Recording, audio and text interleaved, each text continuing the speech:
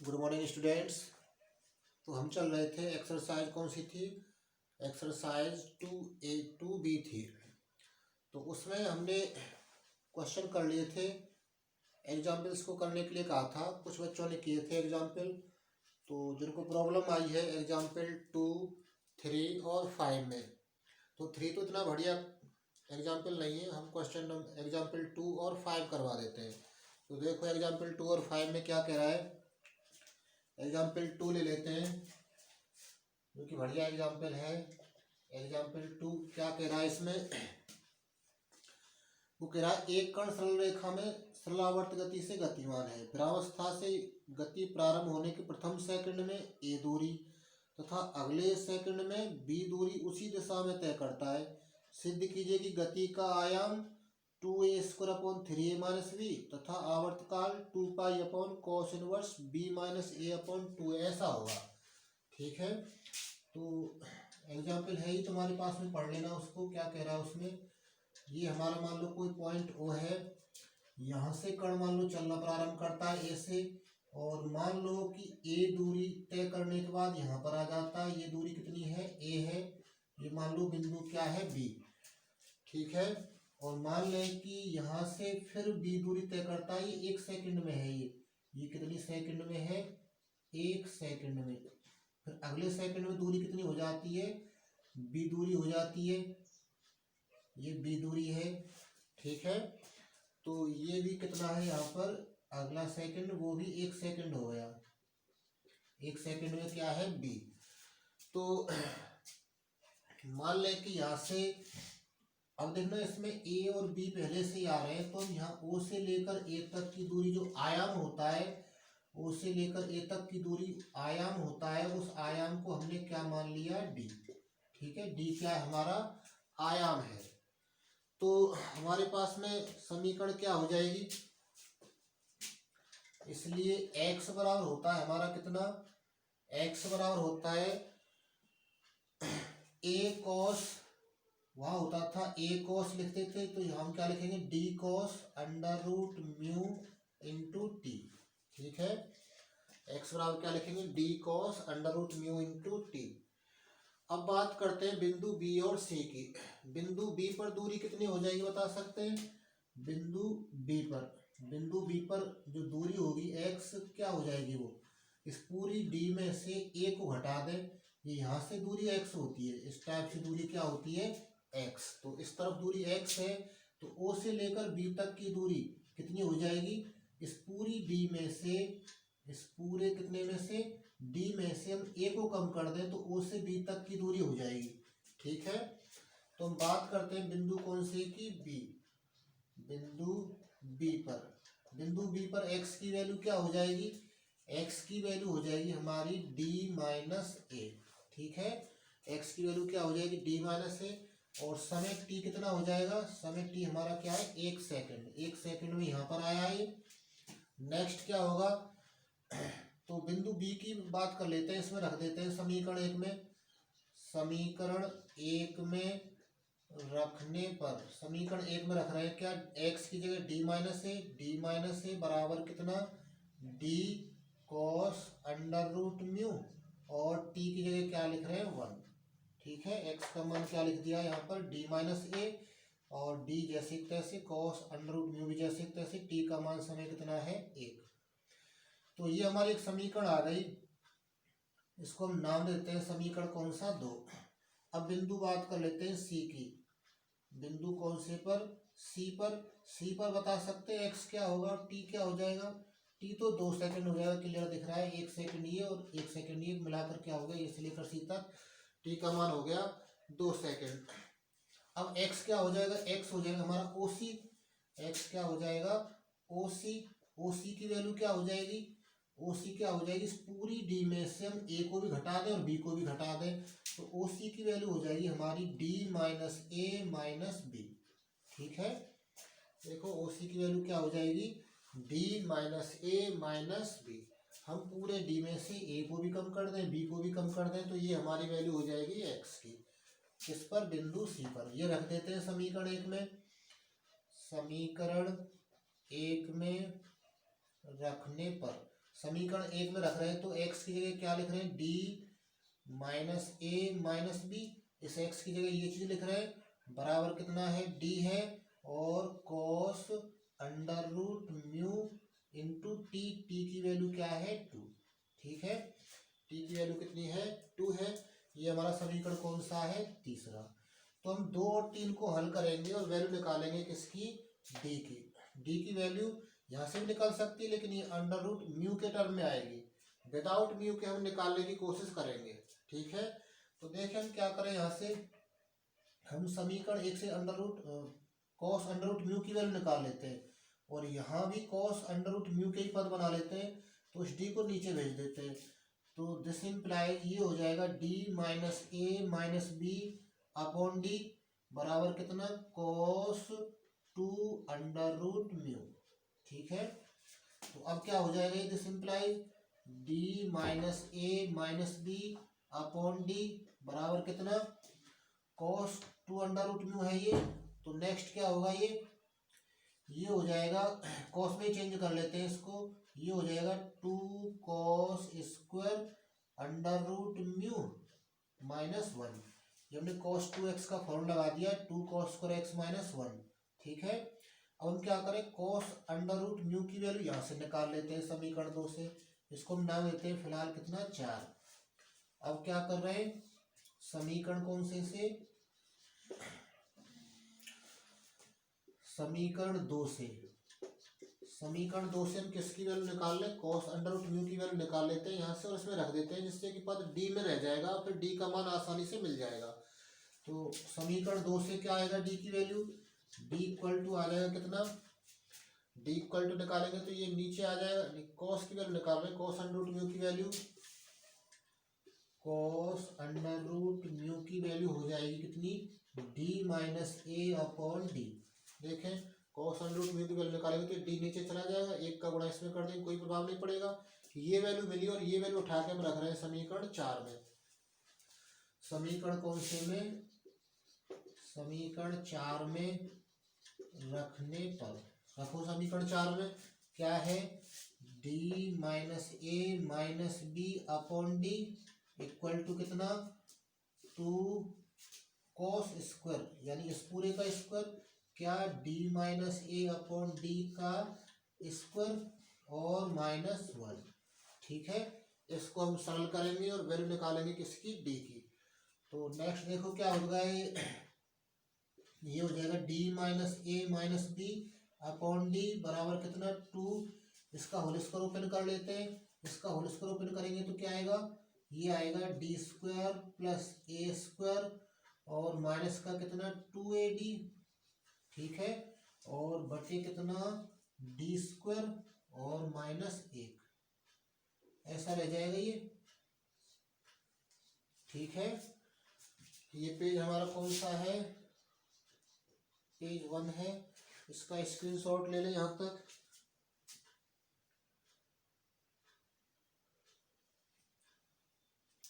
ले लिया होगा, मिटा देते हैं इसको।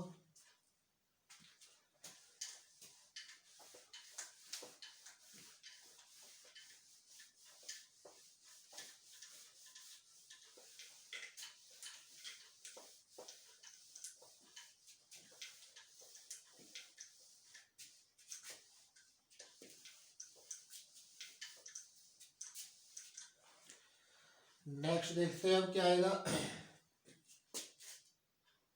इसको सॉल्व करेंगे, डी स्क्वायर का गुणा इसमें हो जाएगा तो ये हो जाएगा कितना, D minus A minus B और अपॉन डी इक्वल टू कितना, 2 का गुणा करवा देते हैं इसमें, ये रह जाएगा 2d square plus 2a square minus 4ad बटे में कितना, डी स्क्वायर, और इस डी स्क्वायर का गुणा इस 1 में कर देंगे तो माइनस का क्या, डी स्क्वायर, यहाँ 1d से 1d कट जाएगा, क्या रह जाएगा, d minus A minus B बराबर कितना, 2d स्क्वायर में से 1d घटा दें तो d बचेगा, डी स्क्वायर बच जाएगा और प्लस कितना 2a स्क्वायर और माइनस 4ad अपॉन में कितना डी रह जाएगा। देखना 2d² में से 1d² गया तो 1d² बचेगा, 2a² जैसे एक तैसे माइनस 4ad जैसे एक तैसे। यहाँ 1d से 1d कट गया, ये d² है, ये यहाँ पर क्या है d है, तो 1d कट गया, 1d बच गया यहाँ पर। इस d का गुणा इसमें हो जाएगा क्रॉस, तो d² minus ad minus bd बराबर क्या रह जाएगा d² प्लस 2a² और कितना माइनस के 4ad। अब ये d² कट रहा है, अब हम क्या करें डी वाले पदों को एक तरफ कर लें, बिना डी वाले पदों को एक तरफ, तो 2a² को तो वही रहने दें, इस 4ad को इधर ले आते हैं, तो ये रह जाएगा कितना माइनस का ad माइनस का bd और प्लस के 4ad बराबर कितना रह जाएगा 2a²। ये d² तो कट चुका, 2a² ये रह गया, इसको इधर ले आए, प्लस का हो गया, तो प्लस के तो है 4ad तो 3ad बच जाएंगे, 3ad माइनस bd बराबर कितना 2a²। d कॉमन आ रहा है इनमें से, d कॉमन आ रहा है, क्या बचेगा ये बच जाएगा 3a माइनस b बराबर कितना 2a²। तो d बराबर क्या हो जाएगा 2a² बटे कितना 3a माइनस b। तो एक आयाम तो हमारा ये आ गया, ये हमारा क्या चीज है आयाम, जो हमने d माना था उसकी वैल्यू हमें पता चल गई, ये वैल्यू प्राप्त हो जाएगी। अब हमें क्या निकालना है आवर्तकाल। आवर्तकाल में हमें अंडर रूट म्यू के मान की आवश्यकता पड़ेगी। आवर्तकाल में हमें क्या निकालना है अंडर रूट म्यू का मान। तो देखते हैं अंडर रूट म्यू का मान कैसे निकलता है।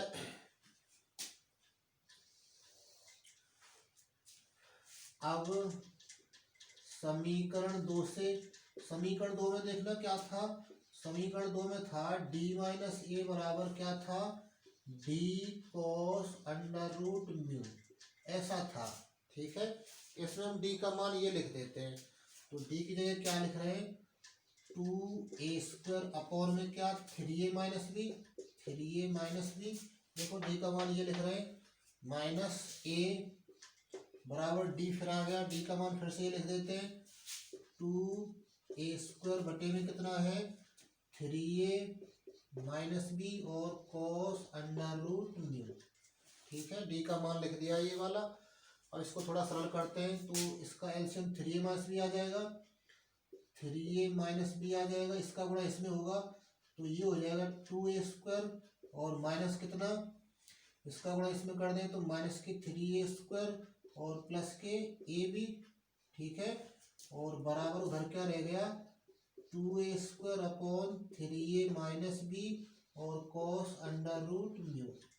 3a माइनस बी से 3a माइनस बी कट जाएगा, 2a² है और माइनस के 3a² है, तो माइनस का 1a² बचेगा, तो ए बी को आगे लिख लेते हैं, ए बी माइनस a² बचेगा यहाँ पर, और बराबर में क्या रह जाएगा 2a² और cos अंडर रूट म्यू। ये तो कट गया, 3a माइनस बी तो कट गया, 3a माइनस बी तो कट गया दोनों तरफ से, 2a² बचा, यहाँ माइनस का a² बचेगा, वो पीछे लिख लिया है, ए बी को आगे लिख लिया है। अब हमें cos अंडर रूट म्यू की वैल्यू चाहिए, 2a को नीचे भेज देते हैं 2a² को, तो ए बी माइनस a² बटे में कितना 2a² बराबर में क्या रह जाएगा cos अंडर रूट म्यू, ठीक है। अब यहाँ a कॉमन आकर एक a को काट देगा, तो इसका मतलब क्या रह गया ये b minus a upon 2a बराबर कितना रह गया cos अंडर रूट म्यू, ठीक है। ये वैल्यू प्राप्त हो गई हमें cos अंडर रूट म्यू की। ये हमारा पेज कौन सा है, पेज दूसरा है, इसका स्क्रीनशॉट ले लो यहाँ तक, मिटा देते हैं। अब ये ले लिया होगा स्क्रीनशॉट।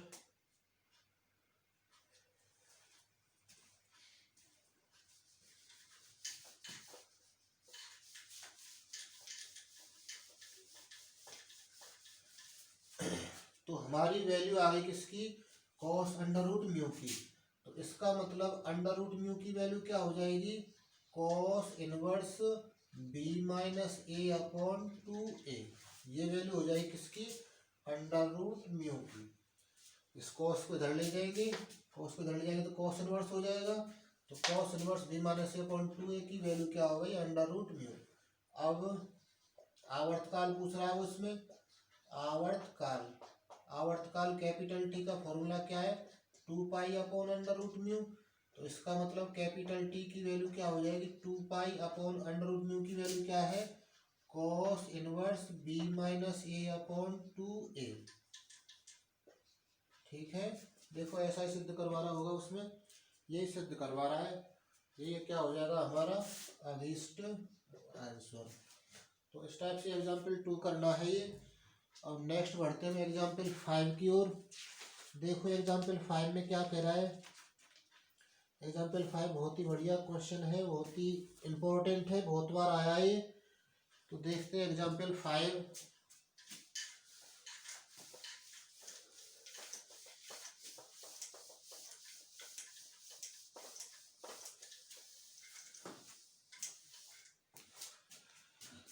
पढ़ो से क्या कह रहा है, एक कण केंद्र O के सापेक्ष आवर्तकाल t की सरल आवर्त गति में गतिमान है और यह किसी बिंदु P OP की दिशा में v वेग से गुजरा है, v वेग से जा रहा है। फिर क्या कह रहा है, तो सिद्ध करो कि P पर पुनः t/पाई tan इनवर्स vt/2πv समय के पश्चात लौटेगा।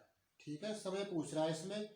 तो देखना किस टाइप से कह रहा है वो, कि ये हमारा कोई क्या है, पॉइंट O है, ये मान लो पॉइंट क्या है A। ठीक है, ये OP की दिशा में चल रहा है, इस टाइप से जा रहा है, ये कण हमारा इस टाइप से जा रहा है। मान लो ये बिंदु क्या है P। ठीक है, मान लो O से लेकर P तक की दूरी क्या है, x है। ठीक है, तो ये इस टाइप से जा रहा है। वो कह रहा है कि जब जा रहा है तो ये अंतिम बिंदु A से लौटेगा, वापस A से वापस लौटेगा। तो यहाँ वापस लौटने का समय क्या होगा, तो हम क्या करेंगे, जब इधर जाएगा ये, तो मान लो समय t1 है, फिर वापस लौट के आएगा तो भी समय t1 लगेगा इसको। यहाँ A से P तक जाएगा तो हमारा कुल समय क्या हो जाएगा, कुल समय बराबर हो जाएगा हमारा t1 प्लस t1, यानी कि 2t1। ठीक है, जब ये बिंदु P पर है हमारे पास में कण, तो इसको कह रहा है कि इसी जगह पर दोबारा लौट कर आने में लगा समय क्या होगा, तो ऐसे जाएगा फिर लौट के आएगा, तो हमारा समय t1 और t1 यानी कि 2t1 समय लगेगा। अब हमारा काम है t1 का मान निकाल दें और 2 का गुणा कर दें, तो हमारा कुल समय प्राप्त हो जाएगा। ठीक है, तो देखते हैं क्या प्राप्त होता है। यहाँ ये हमारा एग्जाम्पल कौन सा है, 5। यहाँ दिया है, क्या दे रखा है बताओ, यहाँ दिया है आवर्तकाल t, आवर्तकाल क्या दे रखा है, कैपिटल T, और OP बराबर क्या दे रखा है, OP बराबर B है। OP बराबर हमारा क्या है, B। ये कब है, जब वेग हमारा कितना है, वेग v है। ठीक है, OP बराबर v कब है, जब वेग स्मॉल v है। इतनी कंडीशन दे रखी है। इन कंडीशन से हमें किसका मान निकालना है, हमें t1 का मान चाहिए। ठीक है, तो क्या करेंगे, t1 का मान निकालने के लिए हमें पता है, हम जानते हैं क्या, कि जो v² होता है वो किसके बराबर होता है, म्यू और a² माइनस x² के। ठीक है, और जो हमारे पास में v² है, इसी को हम कैसे लिख सकते हैं, dx/dt। यहाँ पे कैपिटल भी लिख लेते हैं, क्योंकि हमारे पास में स्मॉल भी प्रश्न में दे रखा है। तो कैपिटल v² बराबर म्यू a² माइनस x²। इस v को हम क्या लिख लें, dx/dt का स्क्वायर बराबर क्या, म्यू a² माइनस x²। ठीक है, ये हमारी कोई समीकरण 1 है। अब यहाँ पे हम इसकी बात करते हैं, जब x बराबर हमारा क्या है, b। x बराबर जो OP है वो हमारा क्या है, b। x बराबर OP यानी कि O से लेकर P तक की दूरी जो कि x है, OP बराबर b है। तो हमारा वेग कितना दे रखा है, तो वेग बराबर क्या है, v। तो हम यहाँ रख देते हैं dx/dt हमारा वेग है, तो इसकी जगह v लिख देते हैं, और OP यानी कि x की जगह क्या लिख देते हैं, b। तो समीकरण 1 में रखने पर क्या मिल जाएगा बताओ, ये हो जाएगा वी स्क्वायर बराबर कितना, अंडर रूट म्यू और ए स्क्वायर माइनस बी स्क्वायर। ठीक है, देखो एक्स की जगह क्या लिख दिया, बी लिख दिया, और D x upon D T की जगह क्या लिख दिया है, वी।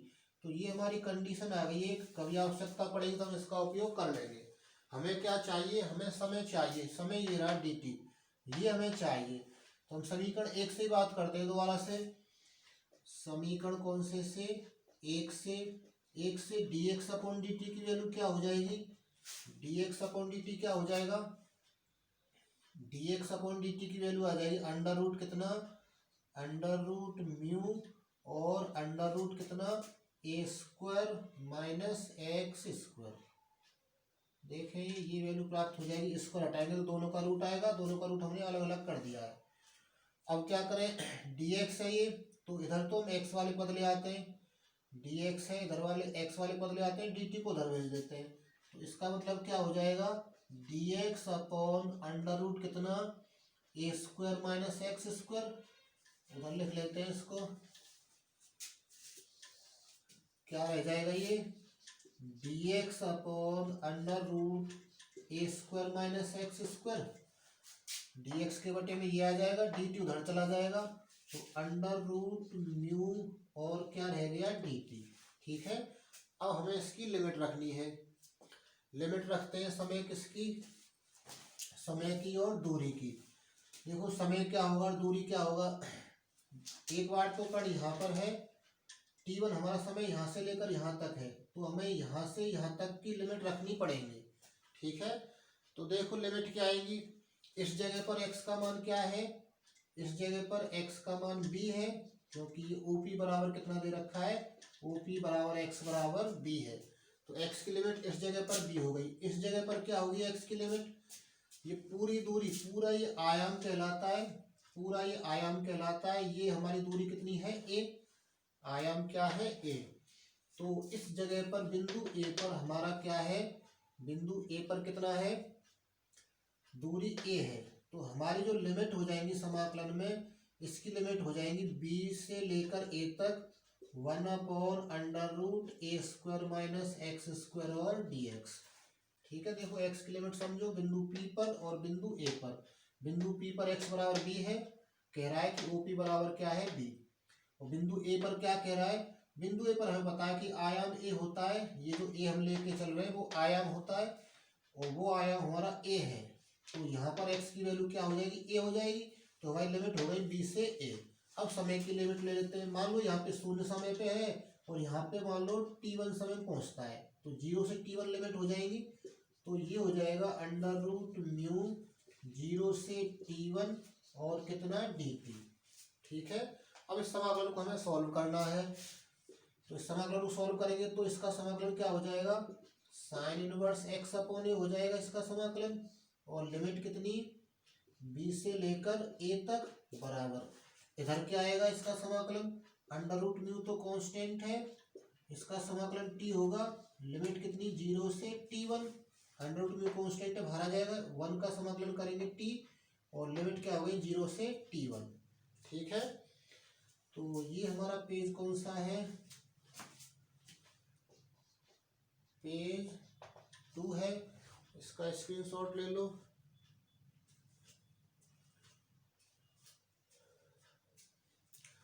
ले लिया होगा, नेक्स्ट आगे बढ़ते हैं इसमें।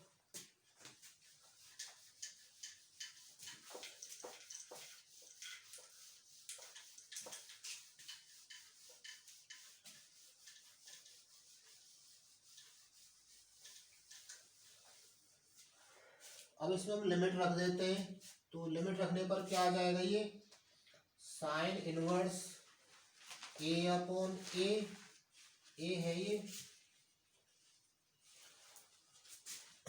Minus sine inverse b upon A, पहले अपर लिमिट रखेंगे x की जगह, फिर लोअर लिमिट रखेंगे b, बराबर कितना अंडर रूट म्यू, और यहाँ रख देते हैं t1 माइनस 0। ठीक है, sine inverse A upon A क्या हो जाएगा, साइन वर्स 1 हो जाएगा, minus sine inverse B upon A, और बराबर कितना रह जाएगा ये अंडर रूट म्यू t1। ठीक है, ऐसा रह जाएगा। साइन वर्स 1 की वैल्यू क्या है, साइन वर्स 1 की वैल्यू 90 होती है, यानी कि पाई/2 माइनस कितना साइन इनवर्स बी अपॉन ए बराबर कितना √μ(T1)। अब ये 90 माइनस साइन इनवर्स थीटा क्या होता है, ये याद रखना पड़ेगा, कॉस इनवर्स होता है, कॉस इनवर्स बी अपॉन ए। 90 माइनस साइन इनवर्स एक्स क्या होता है, कॉस इनवर्स एक्स। तो ये पूरा मिलाकर क्या हो गया, कॉस इनवर्स बी अपॉन ए बराबर क्या √μ(T1)। हमें T1 की वैल्यू चाहिए, समय पूछ रहा है वो, तो √μ को नीचे भेज दें। तो इसका मतलब क्या हो जाएगा, T1 इक्वल टू कितना हो जाएगा 1/√μ और कॉस इनवर्स बी अपॉन ए। लेकिन जो आंसर हमें पूछ रहा है, समय जो पूछ रहा है वो tan वर्स के पदों में है, तो इसको हम tan वर्स में चेंज करेंगे अब। ठीक है, कॉस इनवर्स बी अपॉन ए को हम किस में चेंज करेंगे, tan वर्स में। देखते हैं किस टाइप से होता है tan वर्स में चेंज। तो इसको हम नाम दे देते हैं कोई सा भी, समीकरण कौन सा दे दें, तीसरा कह देते हैं या ए कह देते हैं, समीकरण पता नहीं कितने जा चुके हैं, तो समीकरण ए कह देते हैं इसको। तो मान लें, माना कॉस इनवर्स बी अपॉन ए बराबर कोई थीटा ले लेते हैं। ठीक है, इस कॉस इनवर्स बी अपॉन ए की वैल्यू क्या है, थीटा। तो इसका मतलब ये ऐसा क्यों कर रहे हैं, इसको tan वर्स में चेंज करने के लिए। इसको हम tan वर्स में चेंज करेंगे क्योंकि हमारा जो आंसर है वो tan वर्स के पदों में है। तो रखते हैं यहाँ पर, क्या आएगा, यहाँ कॉस इनवर्स को उधर भेज दें, तो B upon A equal to क्या हो जाएगा, कॉस थीटा। कॉस थीटा बराबर क्या होता है, आधार बटे कर्ण होता है, आधार बटे कर्ण। तो हमारा आधार कितना हो गया, बी हो गया, और कर्ण कितना हो गया, ए हो गया। आधार ऊपर वाला और कर्ण नीचे वाला। ए का मतलब आधार है, के का मतलब कर्ण है। अब हमें लंब की आवश्यकता है, लंब और निकाल लेते हैं। तो कर्ण का स्क्वायर बराबर क्या होता है, लंब का स्क्वायर प्लस आधार का स्क्वायर। कर्ण है हमारे पास में ए है, ए स्क्वायर बराबर लंब नहीं है, आधार है कितना है बी, तो ये बी स्क्वायर हो जाएगा। इस बी स्क्वायर को इधर भेज दें, तो ए स्क्वायर माइनस बी स्क्वायर बराबर क्या हो जाएगा, एल स्क्वायर। तो एल की वैल्यू क्या हो जाएगी, √a² माइनस बी स्क्वायर। ठीक है, ये हमारी वैल्यू हो जाएगी किसकी, एल की। तो अब tan थीटा बराबर क्या होता है, लंब बटे आधार। तो इसका मतलब tan थीटा बराबर क्या हो जाएगा, लंब कितना है √a² माइनस बी स्क्वायर बटे आधार। आधार कितना है, b है, आधार का मान क्या है, b। तो tan को उधर भेज देते हैं। तो थीटा बराबर क्या हो जाएगा, tan इनवर्स √ कितना a² माइनस बी स्क्वायर बटे b। तो जो हमने ये थीटा लिया था, जो cos इनवर्स बी अपॉन ए थीटा लिया था, तो cos इनवर्स बी अपॉन ए की जगह हम क्या लिख सकते हैं, tan इनवर्स ये। ठीक है, तो यहाँ लिख लेते हैं उसे। समीकरण ए में मान रखने पर, समीकरण ए में मान रखने पर, देखो समीकरण ए में मान रख रहे हैं थीटा का मान, तो ये क्या निकल कर आएगा उसे चेक करते हैं। ये है T1 बराबर कितना 1/√μ और क्या cos inverse B upon A. Cos inverse B upon A का मतलब थीटा, थीटा का मतलब tan inverse √a² minus B square upon B. तो ये हो गया हमारा tan inverse √a² minus B square upon B. ठीक है, ये हमारी T1 की वैल्यू आई। अब हमारे पास में जो a² माइनस बी स्क्वायर है वो हमारे पास में है पहले से। a² माइनस बी स्क्वायर किसके बराबर है, परंतु हमारे पास में एक समीकरण आई थी, v² बराबर क्या आया था, म्यू और a² माइनस बी स्क्वायर, ऐसा आया था। तो हमारी a² माइनस बी स्क्वायर की वैल्यू क्या हो जाएगी, ये हो जाएगी v² अपॉन म्यू बराबर कितना a² माइनस बी स्क्वायर। तो a² माइनस बी स्क्वायर उठा के यहाँ रख देते हैं, क्योंकि हमारे प्रश्न में जो उत्तर दे रखा है जो सिद्ध करना वो a² बी स्क्वायर में नहीं है, तो इसको रख देते हैं। तो इसलिए T1 क्या हो जाएगा, इसलिए T1 बराबर हो जाएगा 1/√μ और कितना tan inverse a² minus B square की वैल्यू रख रहे हैं, तो अंडर रूट में क्या आएगा वी स्क्वायर बटे म्यू, और इसके बटे में क्या है वी। ठीक है, तो हमारी T1 की वैल्यू क्या हो जाएगी, 1/√म्यू और tan इनवर्स वी स्क्वायर का वर्गमूल वी हो जाएगा, और नीचे रह जाएगा b√म्यू, ऊपर वाले का बटे नीचे आ जाएगा, तो म्यू पर रूट रहेगा वो नीचे आ जाएगा, और वी स्क्वायर का वर्गमूल क्या हो गया वी।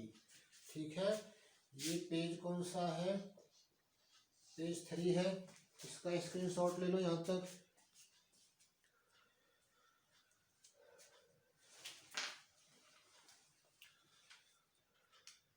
ले लिया होगा। अब देखना, जो हमें सिद्ध करना है उसमें √म्यू भी नहीं है, तो हमें √म्यू भी हटाना है अब यहाँ से।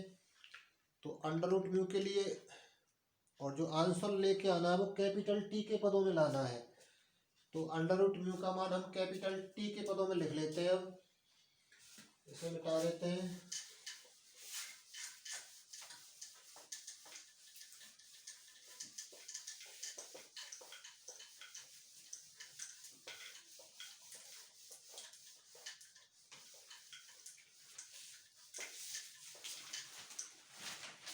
अब क्या होगा, परंतु कैपिटल टी बराबर क्या होता है, 2π/√म्यू होता है। यहाँ से √म्यू की वैल्यू क्या हो जाएगी, √म्यू बराबर क्या हो जाएगा, 2π/t रख दे। √म्यू का मान रखने पर, √म्यू का मान रखेंगे तो हमारा T1 क्या आ जाएगा, 1/√म्यू, और tan इनवर्स कितना v, √म्यू का मान लिख रहे हैं क्या है, 2π/t v/b इंटू कितना 2π/t, ये t ऊपर चला जाएगा तो T1 की वैल्यू क्या हो गई, t/2π, और tan इनवर्स कितना हो जाएगा, t ऊपर चला जाएगा v/t/2π और b। ठीक है, ये T1 हो गया, पर हमें तो 2T1 चाहिए, इसलिए कुल समय, इसलिए P तक लौटने का समय ऐसे लिख लेते हैं, इसलिए P तक लौटने का समय क्या हो जाएगा, T1 + T1 यानी कि 2T1। देखो इस टाइप से था ये यहाँ पर O था, यहाँ पर कोई P था, यहाँ पर A था ये। अब ये इधर को जा रहा है कण, P से इधर को जा रहा है, तो इधर T1 समय लग रहा है, यहाँ से यहाँ तक लौटने में भी T1 समय लगेगा, क्योंकि वेग हमारा फिक्स है, वेग v है, तो T1 समय लगेगा। तो हमारा कुल समय क्या हो जाएगा लौटने का, T1 + T1। तो लौटने का समय क्या होगा, T1 + T1 यानी कि 2T1, यानी कि 2 × T1 का मान लिख देते हैं, ये वाला क्या है, T/2π, और कितना tan inverse v capital T/2πv। 2 से 2 कट रहा है तो क्या बचेगा,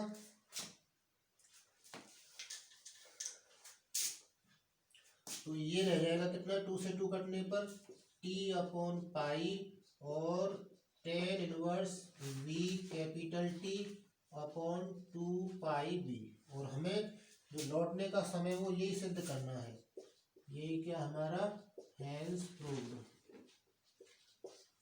तो ये हमारा पेज कौन सा है, पेज 4 है, इसका स्क्रीनशॉट ले लो और देखना, एग्जाम्पल करके, नहीं हो तो पूछना उनको।